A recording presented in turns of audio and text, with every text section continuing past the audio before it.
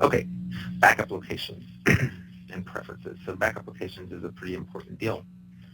I have a directory on my server called backups where I want to have all my stuff live.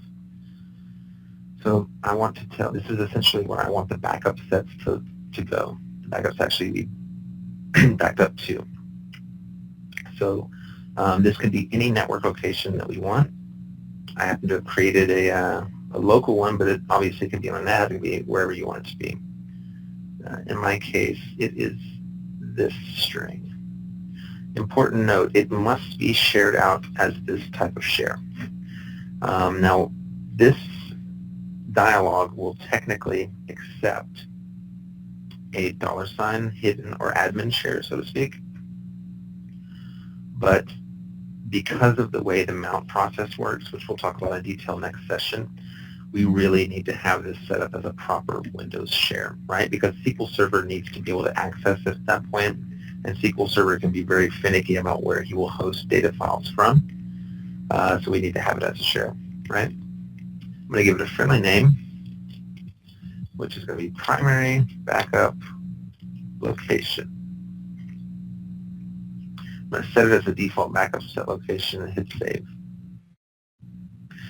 And we can add as many locations as we want and use them for different purposes, as we'll see when we get to the backup scheduling part.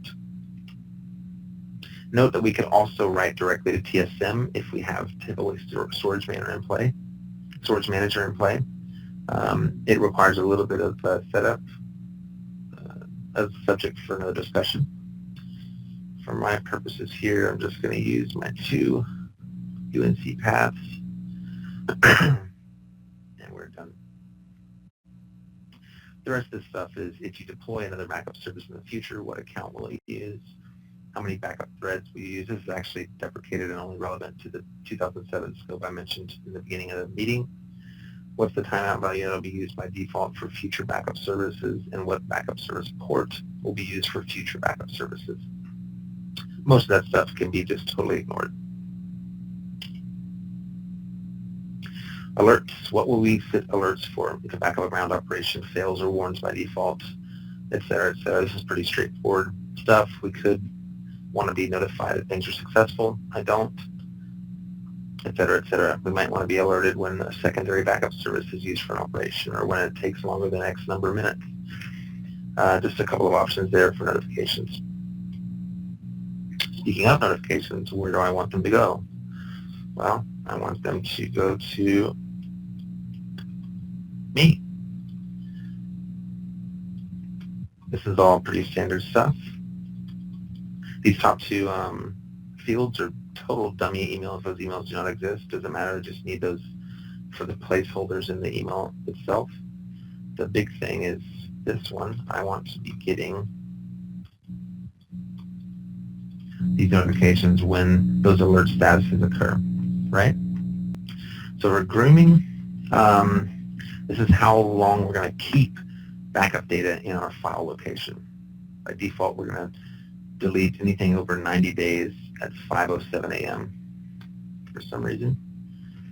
There is another option to retain the last X number of backup sets. I'll go ahead and give you guys a pro tip. Don't use this checkbox. We're deprecating it in the next release. Simply utilize this action right here, which is delete backup sets from the repository and disk older than X number of days. I'm going to keep it at 14 because I don't want anything older than 2 weeks in my backup location. I'll groom my alerts every month, just because alerts represent records in our repository, just to keep the repository clean. Go next. Here I specify my primary backup service. We're going to talk in detail in the next session about the difference between a primary and non-primary backup service. But basically, he's the traffic cop that delegates the work to the different backup services in the farm. In other words, if we selected to backup only database info, he gets that request and says, well, the databases live on SQL. Hey, SQL, please back up these databases. He talks to the backup service on SQL and tells it to do that. And then we're done.